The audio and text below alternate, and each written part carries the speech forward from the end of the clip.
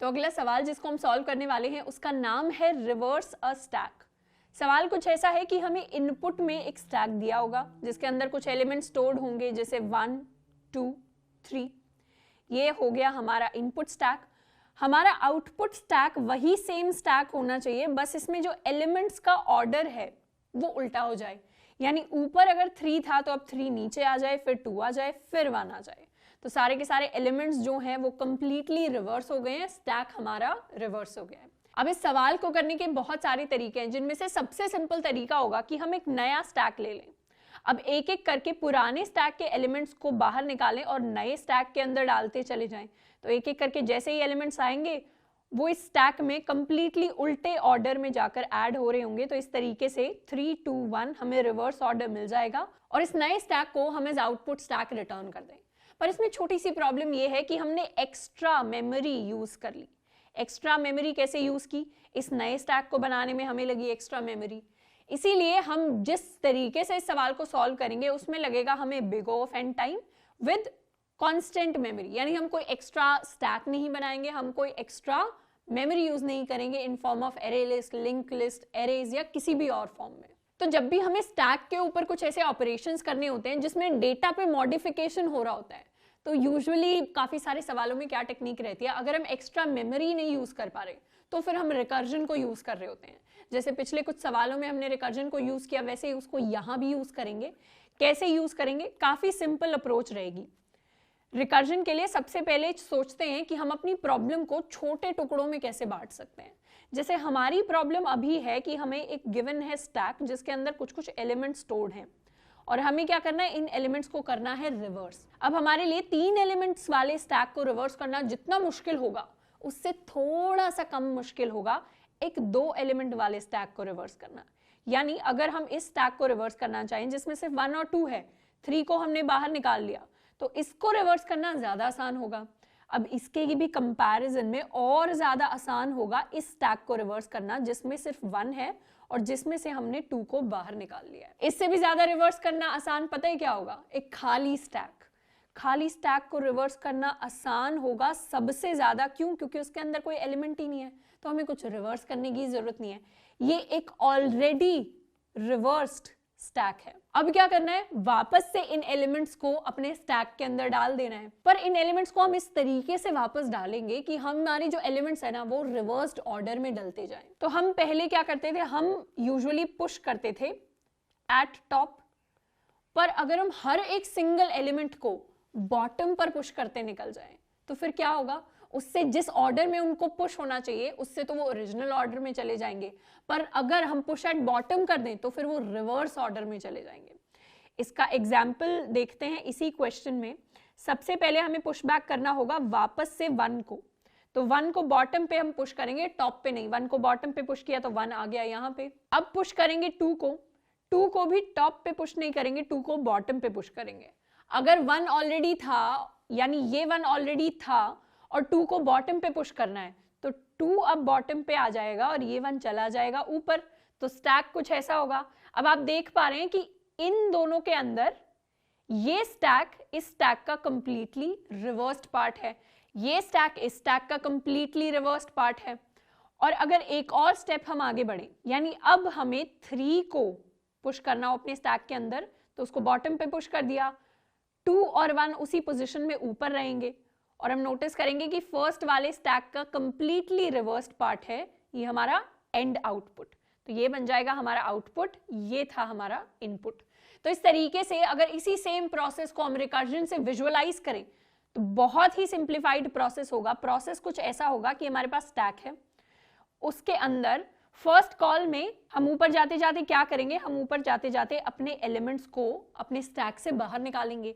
First call में 1 को बाहर निकाल लिया, सेकेंड कॉल में 2 को बाहर निकाल लिया, थर्ड कॉल में हमने 3 को बाहर निकाल लिया, लास्ट कॉल में हमारे पास एम्प्टी है। अब इसी प्रोसेस को अगर रिकर्जन से विजुअलाइज करें तो हमारे पास ये रहा हमारा रिकर्जन का स्टैक, जिसमें हम ऊपर जाते जाते अपने एलिमेंट्स को बाहर निकालेंगे और नीचे आते आते अपने एलिमेंट्स को वापस से स्टैक के अंदर डालेंगे। अब इसमें फर्स्ट कॉल में हम निकालेंगे सबसे ऊपर वाले टॉप एलिमेंट को यानी 3 को, फिर सेकंड कॉल में निकालेंगे 2 को, थर्ड कॉल में निकालेंगे हम अपने 1 को और एंड में हमारा स्टैक कंप्लीटली खाली हो जाएगा। ध्यान दे तो हमने फर्स्ट में यहाँ पर 3 को निकाला, फिर 2 को निकाला, फिर 1 को निकाला और फिर एंड में हमारा स्टैक कंप्लीटली एम्प्टी हो गया। तो ये रहा हमारा रिकर्जन में ऊपर बढ़ने वाला प्रोसेस। उसके बाद क्या करेंगे, उसके बाद सिंपली यहां पर कुछ भी नहीं करेंगे, यहां पर इंसर्ट कर देंगे एट बॉटम वापस से 1 को, इंसर्ट कर देंगे एट बॉटम वापस से 2 को और यहां पर भी इंसर्ट कर देंगे एट बॉटम वापस से 3 को।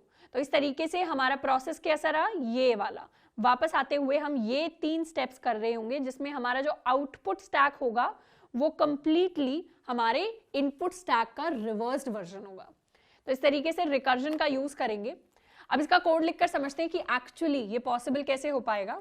इसमें सबसे मुश्किल स्टेप है कि पुश एट बॉटम करना, पर हमें याद आएगा कि प्रॉब्लम नंबर 1 जो हमने सॉल्व की है, क्वेश्चन नंबर 1, उसमें हमारा सवाल यही था कि पुश एट बॉटम कैसे करना है। तो उसके लिए तो ऑलरेडी हमने फंक्शन लिखा हुआ है।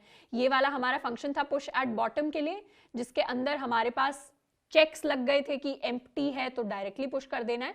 उसके बाद रिकर्जन से हमने पुश एट बॉटम को कर दिया था O ऑफ n में। अब मेन फंक्शन के अंदर क्या करेंगे, सबसे पहले एक स्टैक क्रिएट कर लेते हैं जिसको हम रिवर्स करने वाले हैं। Stack of integers s is equal to new stack. इस स्टैक के अंदर 1 2 3 एलिमेंट्स को पुश कर लेते हैं। अब क्या करेंगे, इस स्टैक को एक बार प्रिंट भी करवा लेते हैं, या फिर सिंपली हम एक प्रिंट स्टैक नाम से फंक्शन बना लेते हैं जिसके अंदर पास कर देंगे s को। इस फंक्शन को हम बाद में क्रिएट करेंगे। उसके बाद क्या करेंगे, एक रिवर्स स्टैक नाम का फंक्शन कॉल करेंगे जिसमें s को पास कर देंगे। फिर दोबारा से अपने स्टैक को प्रिंट करवा कर देखेंगे कि s रिवर्स हुआ भी है या नहीं। तो सबसे पहले इस रिवर्स स्टैक फंक्शन को कंप्लीट कर लेते हैं। Public static void reverse stack, इसके अंदर हमारे पास एक स्टैक ऑफ इंटीजर्स आएगा s। अब रिकर्सिवली इसको कैसे सॉल्व करना है, सिंपल तरीका है, ऊपर जाते जाते हम टॉप को निकालते जाएंगे। तो सेम चीज करेंगे, int top is equal to s dot pop. उसके बाद नेक्स्ट लेवल के लिए कॉल लगाएंगे, यानी रिवर्स स्टैक को दोबारा कॉल लगाएंगे। उसके बाद नीचे आते आते हमें क्या करना है, यानी रिवर्स वाला जो कॉल है, नेक्स्ट के लिए कॉल है, उसके बाद वाले कॉल में क्या करना है, हमें वापस से एलिमेंट्स को पुश करना है स्टैक में, पर इस बार टॉप पे पुश नहीं करेंगे, इस बार बॉटम पे पुश करेंगे। तो यहां पर करेंगे पुश एट बॉटम, पास कर देंगे उसमें s। कौन से डेटा को पुश करना है, पुश करना है हमें अपने टॉप को। और जैसे ही ये स्टैक खाली हो गया, मतलब s dot is empty is true, उस केस में कुछ भी नहीं करना, क्योंकि एक एम्प्टी स्टैक, खाली स्टैक हमेशा रिवर्स स्टैक होता है। तो उस केस में सिंपली हम कर जाएंगे रिटर्न। तो यहां से रिटर्न करके स्टैक से अगर एम्प्टी है तो ऊपर जाते जाते टॉप को निकालते जा रहे हैं, फिर नेक्स्ट कॉल लगा रहे हैं। नीचे आते आते हम अपने स्टैक में वापस से टॉप को पुश कर रहे हैं, लेकिन इस बार पुश कर रहे हैं बॉटम पर। तो इसको सेव कर लेते हैं। पुश एट बॉटम हमने ऑलरेडी लिखा हुआ है, समझा हुआ है। एक प्रिंट स्टैक के लिए भी फंक्शन बना लेते हैं, public static void print stack. इसके अंदर हमारे पास स्टैक ऑफ इंटीजर आएगा s, जिसको हम प्रिंट करेंगे। तो यहाँ पर एक वाइल लूप चलाते हैं, जब तक हमारे स्टैक से हम सारे एलिमेंट्स को निकाल नहीं लेते तब तक हम प्रिंट करते जाएंगे s डॉट पॉप। तो इसे यहाँ पर कॉल नहीं करेंगे पहले, इसको सिर्फ लास्ट में यानी एंड में कॉल करके अपने रिवर्स्ड एलिमेंट्स को प्रिंट करवाएंगे। तो हमें ऑलरेडी पता है कि स्टैक में जब पुश किए होंगे 1 2 3, तो ओरिजिनल प्रिंटिंग क्या होनी चाहिए, पहले आया था 1, फिर आया था 2, फिर आया था 3। तो सबसे पहले 3 निकलेगा, फिर 2 निकलेगा, फिर 1 निकलेगा। लेकिन जैसे ही स्टैक रिवर्स हो जाएगा तो उस केस में हमारे पास पहले 1 आना चाहिए, फिर 2 आना चाहिए, फिर 3 आना चाहिए। इसको सेव कर लेते हैं और रन करके देखते हैं क्या 1 2 3 आउटपुट होगा या नहीं। हमारे आउटपुट में हमारे पास आया है 1 2 एंड 3। तो इससे क्या पता चला कि स्टैक के जो एलिमेंट्स हैं वो पहले अगर 1 2 3 अरेंज थे तो वो 3 2 1 अरेंज है, जिसमें से 1 सबसे पहले निकला, फिर 2 सबसे पहले निकला, फिर 3 सबसे पहले निकला। तो इस तरीके से हम अपने स्टैक को कंप्लीटली रिवर्स कर सकते हैं।